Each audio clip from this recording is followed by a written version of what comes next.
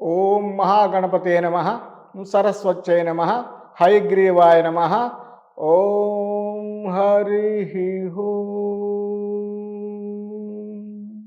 ధాత్రి భక్తి టీవీ ప్రేక్షక మహాశయులకు స్వాగతం, సుస్వాగతం. ఈరోజు కార్యక్రమంలో మనం కొన్ని మంచి విషయాలు తెలుసుకుందాం.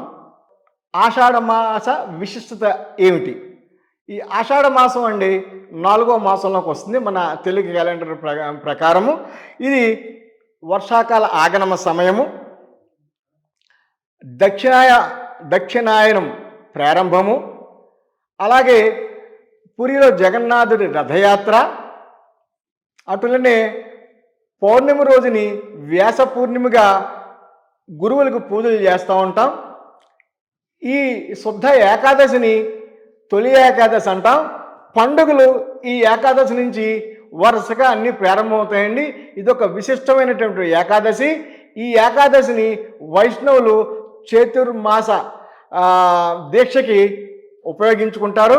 అంతేకాకుండా తెలంగాణలో బోనాల పండుగ చేసుకుంటారండి.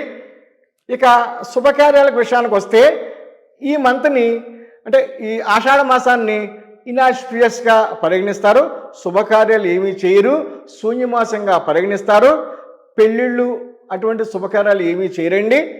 కానీ ఆధ్యాత్మిక విషయాలని చేసుకోవడానికి అత్యద్భుతమైన కాలముగా పరిగణించడం జరుగుతుంది ఈ ఆషాఢ మాసాన్ని.